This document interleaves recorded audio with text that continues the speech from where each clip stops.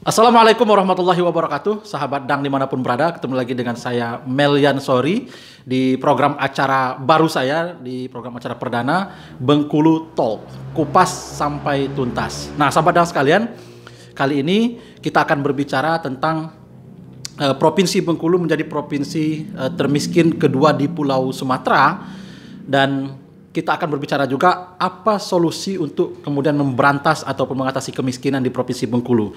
Nah, sebelumnya saya akan menyampaikan dulu data dari BPS Provinsi Bengkulu terbaru. Itu rilis BPS tentang penduduk miskin di Provinsi Bengkulu mencapai 306.000 jiwa, atau kalau di persentase ini sebanyak 15,22%. Nah, kita menempati urutan kedua penduduk miskin terbanyak di Pulau Sumatera. Lalu kemudian secara nasional Bengkulu ini menjadi peringkat ke-6 jumlah penduduk miskin sebesar 26,86%. Nah, kalau dibandingkan dengan dari Maret 2020, itu penduduk miskin kita sebesar 302.579 orang, atau sekitar 15,03%. Itu di 2020. Jadi artinya di Maret 2021 naik. Kenaikan ini sebesar 3.421 dibanding Maret 2020. Jadi ada 3.421 kenaikan penduduk miskin di Provinsi Bengkulu secara totalnya. Nah, artinya pemerintah Provinsi Bengkulu kemudian ini bisa dikatakan gagal untuk kemudian menurunkan angka kemiskinan di Provinsi Bengkulu, malah naik. Nah, tentu sahabat dan sekalian, elemen masyarakat Bengkulu berbagai lini, kita harus memberikan sumbangsih saran berkaitan dengan cara ataupun solusi jitu untuk memberantas kemiskinan atau mengatasi kemiskinan di Provinsi Bengkulu. Nah, sudah hadir di program perdana ini di Bengkulu Talk kali ini Bang Indra Utama SEMM. Assalamualaikum Bang. Waalaikumsalam warahmatullahi wabarakatuh. Terima kasih sudah hadir Bang. Jadi beliau ini adalah Wakil Ketua 3 Basnas Provinsi Bengkulu. Kita langsung serahkan ke beliau nanti untuk berbicara bagaimana kemudian solusi mengatasi kemiskinan di Provinsi Bengkulu menurut pandangan beliau. Silakan Bang. Terima kasih Bung Melian. Assalamualaikum warahmatullahi wabarakatuh. Waalaikumsalam warahmatullahi wabarakatuh. Senang sekali bisa diundang oleh Bung Melian sore ini. Mengapa demikian? Karena beliau ini salah satu orang yang disegani di Provinsi Bengkulu ini, oleh kawan maupun oleh lawan. Walaupun beliau sebenarnya bukan orang politik, tapi beliau punya fatsun politik berpegang pada kejujuran dan kebenaran. Sumbangsih saran. Ya, terutama dalam bidang korupsi, kira-kira seperti itu. Saya setuju sekali dengan apa yang disampaikan oleh Bung Melian sore tadi. Jadi memang kita harus akui seperti itulah kondisi Provinsi Bengkulu. Betul. Jadi memang ya di satu sisi kenaikan ini mungkin kita juga tidak bisa menyalahkan Provinsi Bengkulu saja, ini nasional. Ya. Karena faktor Covid ini juga mengapa meningkat itu. Jadi kita jangan terlalu menyudutkan pemerintah Provinsi Bengkulu kita. Nah, namun demikian setiap permasalahan itu pasti ada jalan keluarnya atau solusinya.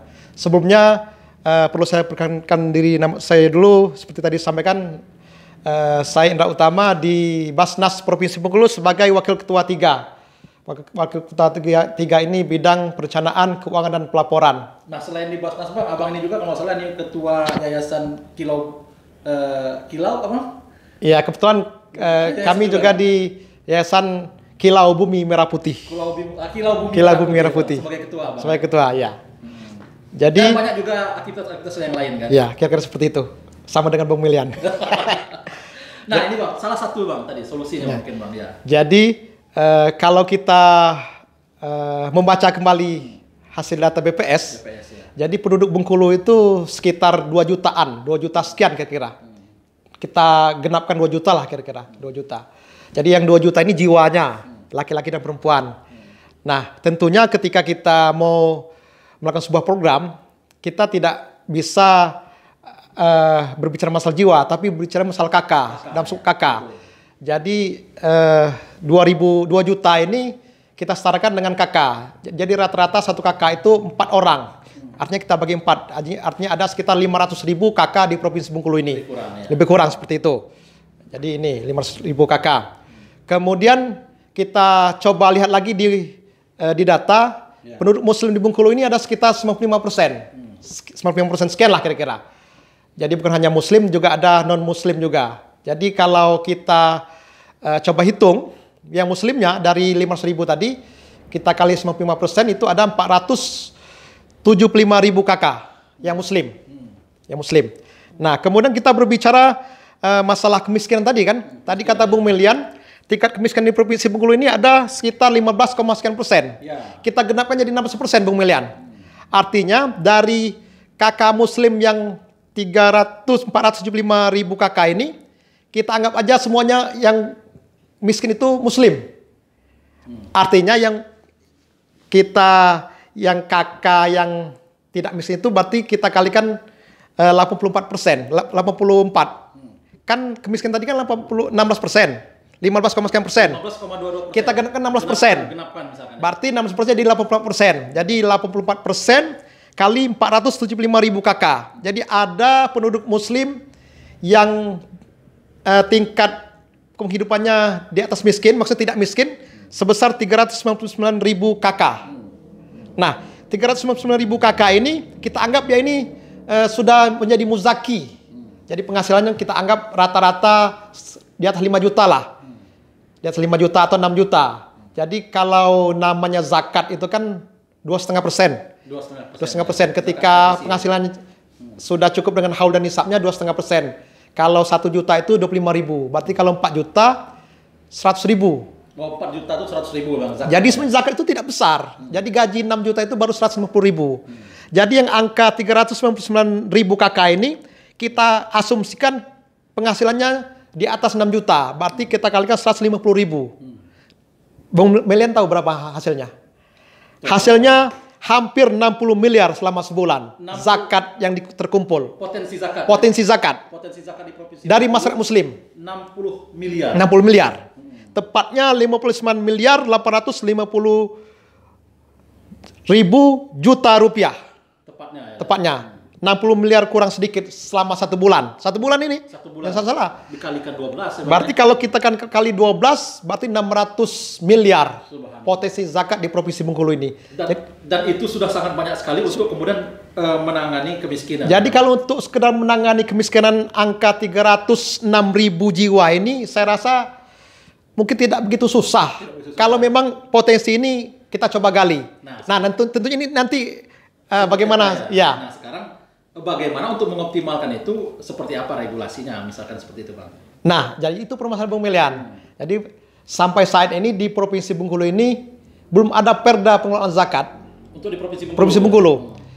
Sekitar tahun 2017 itu pernah ada dari anggota dewan mengadakan perda inisiatif. Jadi mereka sendiri yang berinisiatif membuat perda zakat. Dan waktu itu gagal Bang ya. Jadi mereka yang berjanji, mereka yang mengingkari. Kita sudah diundang, sudah diminta pendapat. Sudah minta pendapat. Di tahun sekitar 2017. Ya.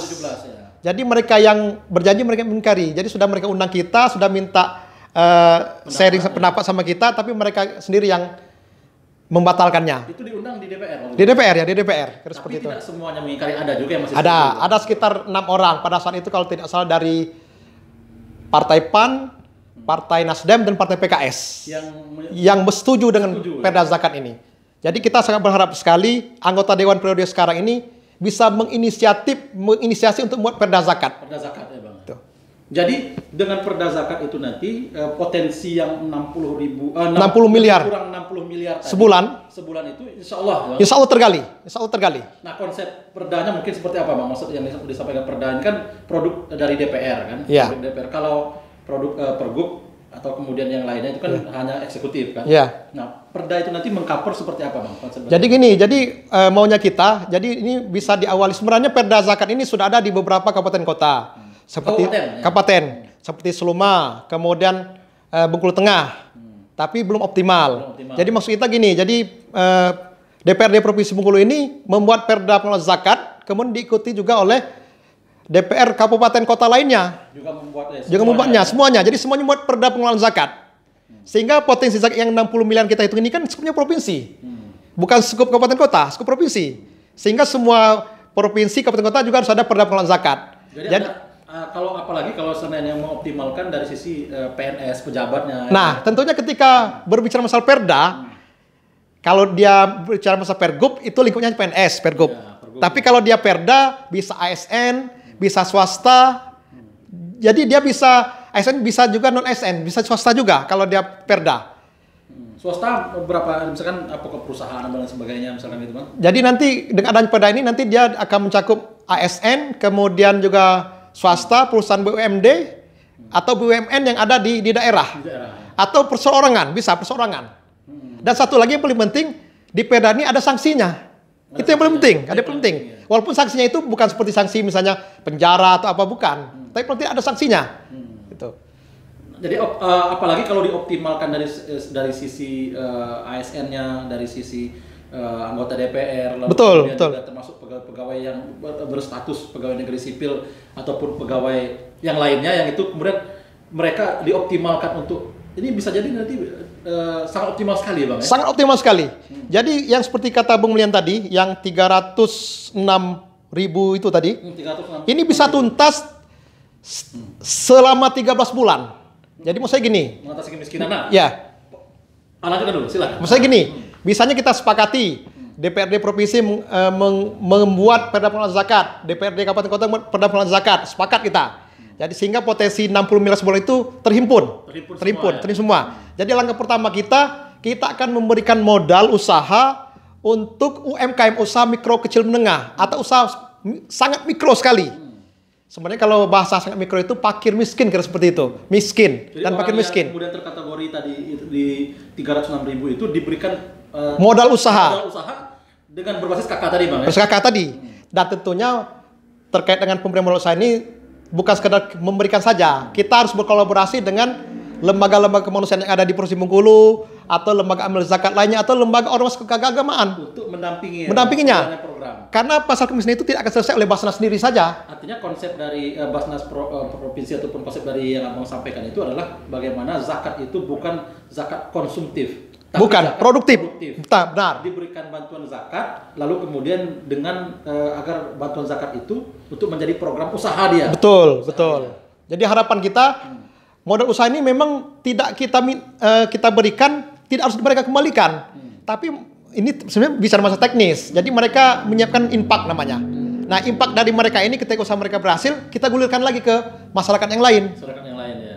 Kira-kira seperti itu Bang Milian. Jadi bantuan betul-betul diberikan bantuan, didampingi juga. Iya, didampingi. Nah, dan memang Basnas beberapa saya lihat itu sudah ada memang pemberian bantuan, tapi memang belum optimal mungkin. Belum optimal, betul. Seperti lapak berkah. Iya, itu harus kita akui itu. Apa aja program Basnas yang sudah selama ini Bang? Jadi Basnas itu sebenarnya programnya itu kan adopsi dari program pusat. Jadi kita itu ada 5 program atau 6 program terkait bidang ekonomi. Kalau bidang ekonomi ini namanya Basnas Sejahtera. Basnas Sejahtera ya. Kemudian terkait sosial, Basnas Peduli. Kemudian terkait kesehatan, Basnas Sehat. Atau mungkin Basnas Makmur. Jadi kita ada beberapa program terkait program-program masalah kemiskinan, masalah agama ada juga. Jadi Basnas Takwa seperti itu. Jadi kita juga peduli masalah dai-dai. Jadi bagaimana kepala dai ini misalnya yang selama ini yang berdakwah di daerah terpencil misalnya kita berikan kapalah. Kira-kira seperti itu. Berdakwah gitu ya. Iya. Nah, belum lagi beberapa waktu yang lalu memang Basnas Provinsi Bengkulu juga sudah di masa pandemi juga sudah berbuat Bang ya. Iya.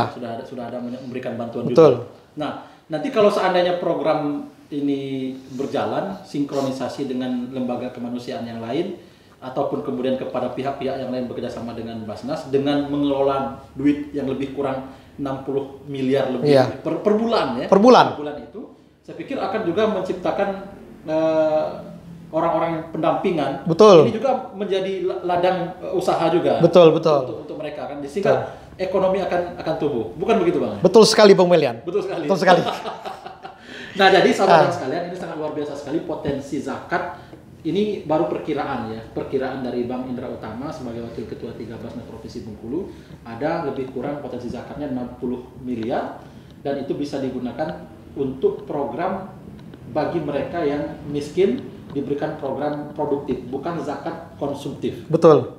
Nah, harapan Abang untuk baik itu eksekutifnya ataupun legislatifnya berkaitan usul karena sudah pernah gagal beberapa tahun yang lalu dan sudah banyak pihak tentunya yang mengusulkan agar itu ada. Nah, apa saran Abang kepada legislatifnya ataupun kepada eksekutifnya dalam hal ini gubernur dan DPRD Provinsi Bengkulu? Nah, terkait mereka pengambil kebijakan. Oke, baik. Jadi terkait dengan saran ke depan di kepengurusan 2021 2026 ini kita sangat optimis sekali Bang Melian. Pertama dari sisi perhatian eksekutif pihak gubernur. Jadi kita memang dari sisi legal, dari sisi hukum kita baru ada surat edaran tentang zakat. Baru SE. Dan insya Allah dalam waktu dekat ini itu sudah digodok sejak tahun yang lalu, itu Pergub, Peraturan Gubernur. Cuma memang Pergub ini kan lingkupnya hanya ASN saja. ASN saja. Tapi ini sudah cukup lumayan kalau ini bisa rampung secara cepat, bisa cukup lumayan. Karena mengapa demikian? Karena kita asumsikan ASN di Provinsi Bengkulu itu 12.000. Di provinsi ya? Provinsi.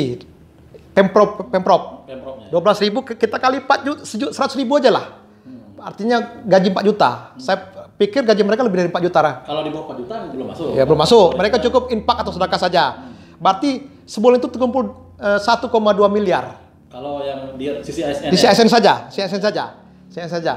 Artinya dengan perda ini akan lebih mengcover keseluruhan. Keseluruhan ya, bukan hanya ASN tapi juga non ASN.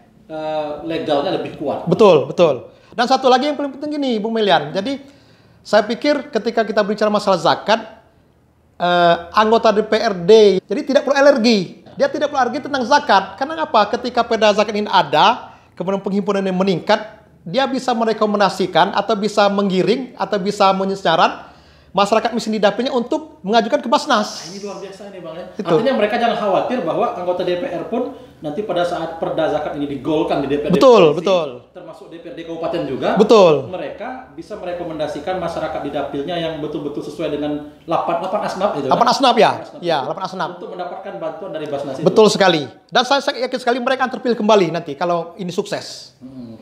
Dan karena anggaran untuk pos kemiskinan di Provinsi Bengkulu itu tentu tidak akan mengcover semua. Betul.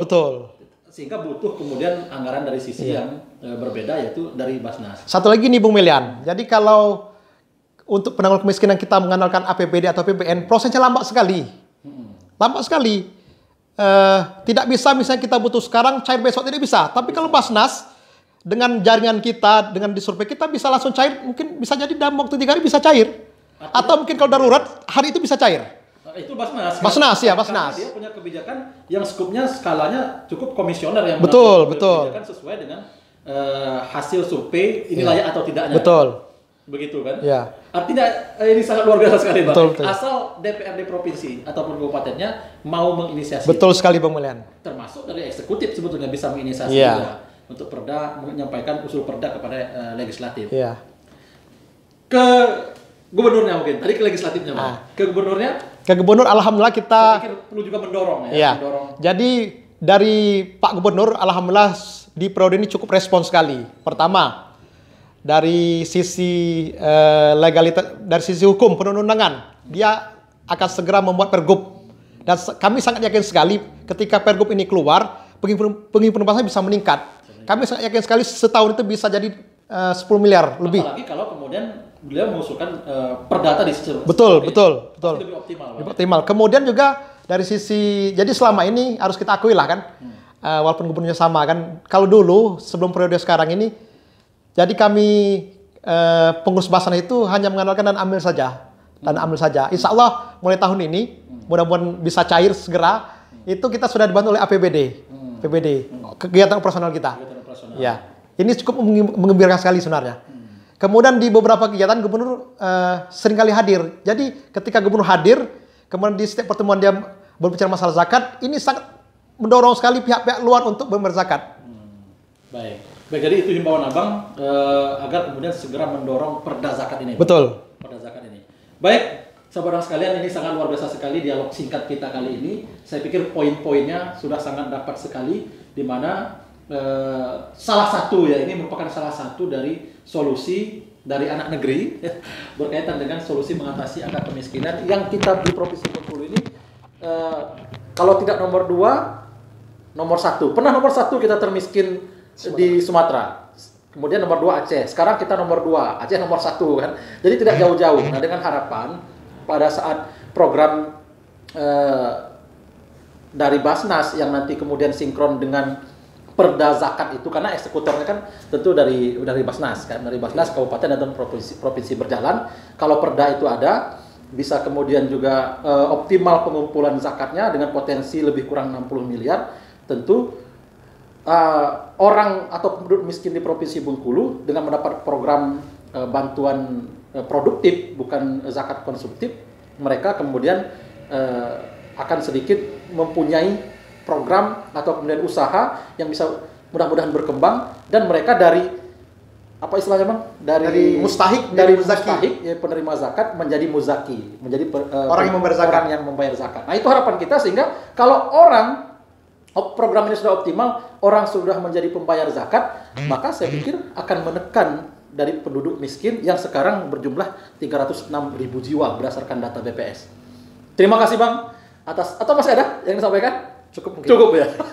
Terima kasih Bang atas waktunya sudah hadir di acara Bengkulu Talk dengan di program perdana kali ini. Mudah-mudahan ide ini bisa menjadi masukan bagi eksekutif maupun legislatif di Provinsi Bengkulu untuk segera mengeksekusi Perda Zakat ini.